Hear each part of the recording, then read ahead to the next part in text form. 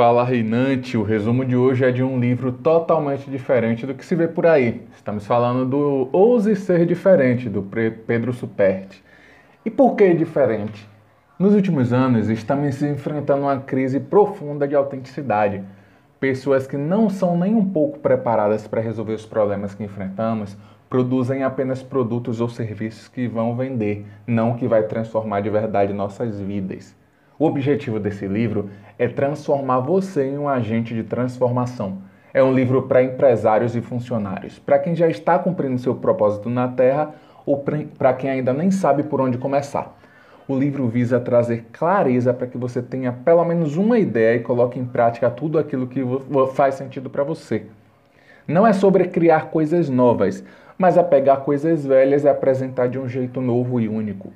Dividido em 13 capítulos, Ouse Ser Diferente fala sobre diversos assuntos, como mentalidade e como eu devo pensar, comportamento e o que devo fazer, e técnicas e ferramentas para agir. O livro começa contando a história de um jovem que vivia uma vida comum, junto com sua tribo em uma caverna, até o dia que começa a ouvir a voz da sua mente lhe dando uma direção para seguir algo que parecia loucura. No começo, ele luta contra a voz a todo custo e ignora o que está sendo falado, mas chega um momento em que a voz fica cada vez mais forte. Ele decide então seguir essa voz que parecia ter muita convicção do que estava falando, mesmo que nada parecesse fazer sentido. Ele decide subir a parte mais alta da caverna, onde um lugar que era proibido chegar até lá, e percebe que existe uma parede enorme à sua frente. Movido pelo impulso do seu coração, ele decide mover a pedra e depois de algum tempo começa a ter um avanço. Isso deixa cada vez mais animado até conseguir remover totalmente a pedra e perceber que fora da caverna existe um mundo incrível. Os animais, rios, céu, o sol, as águas, tudo parecia tão incrível que ele mal sabia como explicar como estava se sentindo. Animado com tudo o que estava acontecendo, ele decide voltar para sua tribo e contar às pessoas que estavam ali tudo o que tinha visto, mas não sabe como explicar e acaba virando motivo de chacota para alguns e motivo de revolta para outros. Ele nunca imaginaria que aquilo mudaria sua vida para sempre. E agora, o que fazer com tudo aquilo que ele tinha visto, mas não conseguia o apoio de ninguém? Depois de algum tempo, os anciãos tiveram a decisão de expulsar o jovem para não influenciar os outros integrantes da tribo. Convicto do que tinha visto, ele decide ir. Mas ao sair da tribo, foi-lhe dado somente um cantil de água e uma roupa de lã de ovelha negra, que representava um sinal de humilhação e exemplo que não deveria ser seguido. Pedro dedica esse livro às ovelhas negras da sociedade, que são as pessoas que veem o que ninguém mais vê e que não negam o que são e no que acreditam.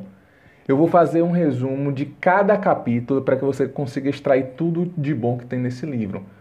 O capítulo 1, Ovelhas Negras, conta a história de como os hospitais funcionavam em 1825. Era um ambiente totalmente desumano, sujo e com grande risco de morte por contaminação, o que deixava os médicos orgulhosos, pois era um sinal de trabalho. Até que o médico Ignace Melvez pensou em uma forma melhor de tratar os pacientes e diminuir a taxa de mortalidade. Ele percebeu que os médicos sempre saíam de autópsia sem lavar as mãos e teve a brilhante ideia de orientar os médicos a lavarem as mãos com sal e cloro. O resultado disso foi que a taxa de mortes caiu de 18% para 2% em apenas 30 dias. Como consequência, isso causou muito incômodo e perseguição. Ele acabou perdendo emprego, entrou em depressão e morreu com apenas 47 anos, internado em um manicômio. Mas a sua curiosidade inspirou outros médicos a continuarem estudando sua teoria, o que causou um grande avanço na área da saúde. Tudo que hoje é considerado um padrão foi revolucionário um dia. São as ovelhas negras que criam novo, que quebram padrões. Ser uma ovelha negra é algo bom, significa ter disposição para abandonar pensamentos velhos e construir novos. Tenha uma revolta santa e disposição para viver coisas novas. Ovelhas negras sempre estão orgulhosas em estar fora da média e nunca pensam somente no benefício próprio e servem de inspiração para outras pessoas agirem também. Seguem a voz do coração que diz quais mudanças devem fazer e isso tudo dá medo sim, mas acredite, funciona. Capítulo 2. Epidemia de cópias. Nas Olimpíadas de 2012 aconteceu uma competição entre dois gigantes da natação, Michael Phelps e Chad Leclerc. Nessa disputa, Leclerc ganhou por apenas meio segundo. Michael Phelps anunciou sua aposentadoria, mas essa derrota o machucava muito. Então ele decidiu voltar aos treinos para competir nas Olimpíadas de 2016 e estava decidido a não perder novamente em sua última Olimpíada. A disputa começou e ele estava tão determinado que ia abrindo vantagem a cada segundo que passava, e Leclerc não conseguia acompanhar ele. O resultado foi óbvio. Phelps ganhou a competição e se tornou o maior campeão de todos os tempos, com 28 medalhas. Já Leclerc ficou tão focado em Phelps que perdeu a concentração e acabou a competição em quarto colocado. Trazendo isso daí para a nossa realidade, parece que o mundo está tão focado em viralizar conteúdo que pessoas e empresas acabam sempre copiando o que dá certo para os outros. Eles têm tudo para dar certo, mas não se conectam ao coração das pessoas e ainda dizem que estão modelando, distorcendo o verdadeiro conceito de modelagem. Da mesma forma como Leclerc, quando você tira o foco do que é importante, aquilo que não é importante passa a tirar sua paz. Na busca pela aceitação, passamos a ser aquilo que os outros querem que sejamos e não quem realmente somos. Fazer isso destrói seu valor e o valor de sua empresa. Hoje é muito comum ver empresas que anunciam os mesmos benefícios, com melhor atendimento, melhor equipamento, vários anos de experiência. O que só leva os clientes a escolherem a única coisa que se diferencia, o preço. Então, quando você copia, você perde sua essência. As pessoas querem encontrar gente autêntica, que vive aquilo que se fala. Isso tudo é valorizado. Você é como uma obra de arte, precisa ser exatamente aquilo que nasceu para ser. Então, seja original e acabe com a crise das cópias. Capítulo 3. A Batalha de Dois Lobos. Você já percebeu a letra das músicas mais ouvidas atualmente? A maioria gira em torno dos mesmos assuntos. Sexo, bebidas, traição, desilusões amorosas, tudo em torno dos mesmos temas. Nada contra as músicas em si, mas elas são um sinal do que acontece com o mundo atualmente. A maioria das pessoas não sabem por que nasceram e passam a dar lugar a coisas que não fazem sentido. Na Índia, conta-se uma história que existem dois lobos dentro de nós brigando o tempo todo. O lobo selvagem e o lobo divino. E quem é que você acha que vence essa disputa? O que mais alimentamos. Só que esse alimento não é físico, e sim a forma como vivemos nossa vida. Todos nós temos dificuldades, mas a forma como reagimos diante delas nos dizem qual lobo estamos alimentando. Vou te dar um exemplo. Imagine que você termina um relacionamento e decide ouvir músicas mais atuais, que nos fazem trocar rápido de parceiros, sair para beber e curtir. Qual tipo de comportamento você acha que você vai ter? Esse é o alimento para o lobo selvagem. O convite é para que você olhe para o lobo divino, busque sabedoria e conhecimento. Então pare de só fazer coisas e comece a dar significado a elas. As coisas que têm mais valor na vida não podem ser pagas com dinheiro. Pare de tentar preencher o vazio que está dentro de você com coisas sem sentido. Isso só vai anestesiar a dor por um momento, mas depois ela volta muito mais forte. O convite é para deixar de sermos a geração do sextou e passar a sermos a geração do segundou, que se preocupa de verdade em produzir coisas significativas e não interessadas somente no fim de semana. Quarto capítulo. As 3 gerações de marcas. Uma vez, John Adams, que foi o segundo presidente norte-americano, fez uma declaração. Nós somos soldados para que nossos filhos possam ser fazendeiros e nossos netos possam ser poetas. Basicamente, o que ele quis dizer foi que marcas de primeira geração são como soldados, que entregam bastante suor e sangue. Marcas de segunda geração são como fazendeiros, que criam estruturas e volumes.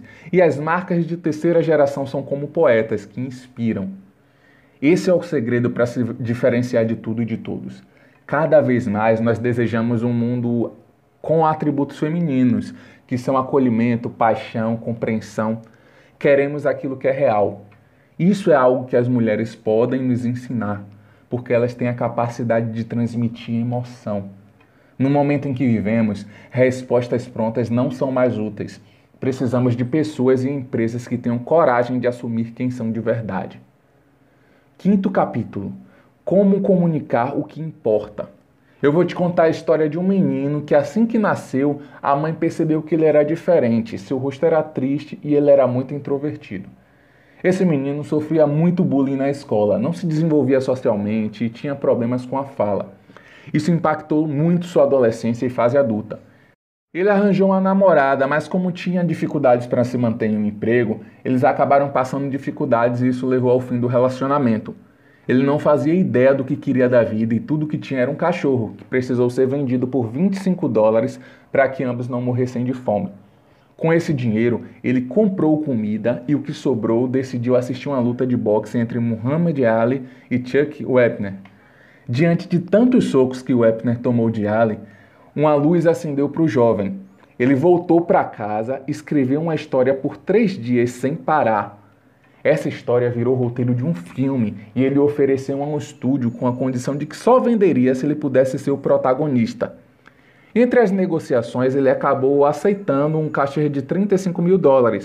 Voltou à loja e comprou de volta o seu cachorro, mas pagou $15 mil por ele. Essa história é de Sylvester Stallone. O filme Rock foi estreado em 1976 e foi campeão de bilheteria. Rock não é só um filme sobre boxe, é um filme sobre como tomar porradas da vida e ainda assim se manter de pé. A luta mesmo só acontece no final. Então assim, o capítulo 5 desse livro conta o passo a passo de como criar uma história atraente e envolvente e, na minha opinião, vale a pena ser lido com muita atenção. Eu não conseguiria explicar aqui em um vídeo de resumo todas as riquezas que estão escondidas nesse capítulo. Capítulo 6. Como atrair e manter as pessoas certas. Hoje em dia, as pessoas não sabem quem são ou o que querem, não só em relacionamentos, mas na vida em si. Não saber o que se busca no outro, na verdade, é uma falta de clareza sobre si mesmo. Quando você não sabe o que quer, você até pode conseguir algo, mas demora tempo e pode levar anos para conseguir algum resultado. Algumas empresas encaram a venda como se fosse um campo de batalhas. Todo mundo que passa na frente dela tem que comprar algo e eles são a melhor opção, quando na verdade a venda não é um convencimento, mas um reconhecimento. Então não é sobre dizer algo que vai agradar o outro, é sobre ser verdadeiro. A mentira uma hora vem à tona e pior do que não ter ninguém ao seu lado é ter inimigos. Todo relacionamento tem um tempo certo para florescer. Então primeiro você precisa encantar, cuidar, depois você cria um fã e por último que você vende. Pode ser até que alguém compre assim que te conhece, mas isso não é o padrão, é uma exceção. Entender que existe uma hora certa para o relacionamento acontecer é muito importante. E reinante, eu percebi que esse vídeo ia ficar muito longo e provavelmente cansativo. Então vou fazer o seguinte, se você está vendo esse vídeo assim que ele saiu, volta aqui amanhã que eu vou liberar a parte 2. Se você está vendo em algum outro momento, é só clicar aqui nesse ícone que apareceu na sua tela e assistir o vídeo. Então é isso. Nos vemos em um próximo vídeo. Um grande abraço e tchau.